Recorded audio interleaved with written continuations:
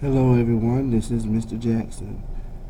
We're going to discuss our math homework for Monday, November 26th, 2012. Item number 1. Okay, again we have our area model.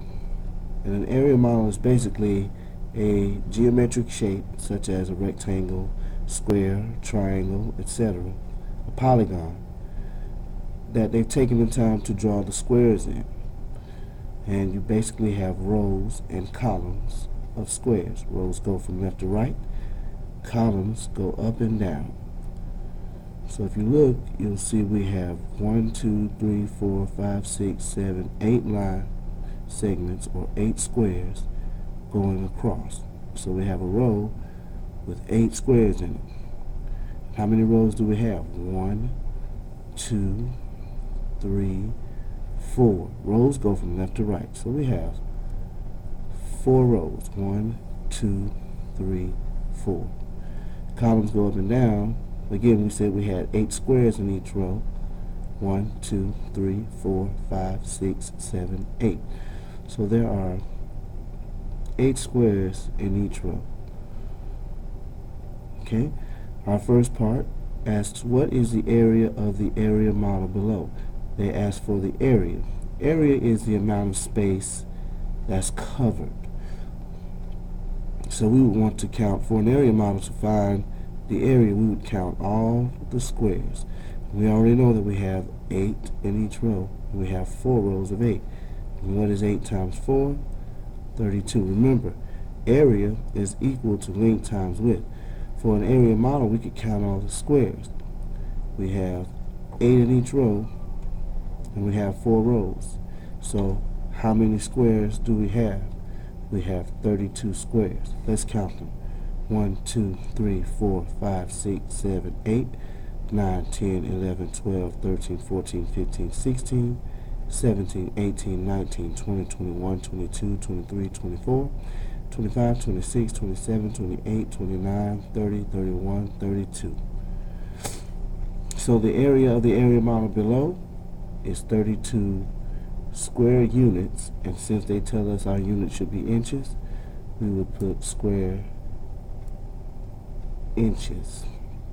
Whenever they ask for the area of the area model, count all the squares, whether they're shaded or non-shaded. When they get specific, you give them what they ask for. And for example, part B asks, what is the area shaded? So we would look at the squares that are shaded. Remember, to find area of an area model, you would count all the squares. If they only ask about the squares that are shaded, you count the squares that are shaded. 1, 2, 3, 4, 5, 6. Again, 1, 2, 3, 4, 5, 6. There are 6 squares that are shaded, so the area shaded would be 6 square units. And since the units are inches, we put inches. If they don't give us a unit, then we spell out the word units, and that would be U-N-I-T. Now they ask, what is the perimeter of the shaded part? Perimeter is the distance around something. Now for regular polygons, to find perimeter, we would add the lengths of all the sides. But for an area model, when they ask for the perimeter of the shaded part, we would count the line segments around the outside of the shaded part. Remember, all polygons are made up of line segments, so a square would be made of 4 line segments. 1, 2, 3, 4. Perimeter means the distance around something. So we're going to count all the line segments around the shaded part. Why? Because that's what they asked for. So if we start here, we're going to trace all the way around until we end back here. 1, 2, 3, 4, 5, 6, 7, 8, 9, 10, 11, 12, 13, 14. There are 14 line segments around the outside of the shaded part. So what is the perimeter of the shaded part? 14 units. And since our units are inches, we will put inches. We never say square units unless they ask for area. If they ask for perimeter, we use regular units. And why is that? Because when you add units, a unit plus a unit would be a unit. But when you multiply units, a unit times a unit would be a square unit.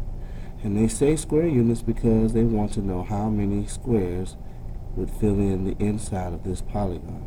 And this polygon is the shape of a rectangle. Whenever we want to find the area of a rectangle or a square, we multiply the length times the width. The length is usually the larger number. So in this case, the length would be 8 inches. And the width would be 4 inches. I'm saying inches because that's the unit they gave us. Okay, if you have any questions or concerns, please email me at ClassJump. Thank you.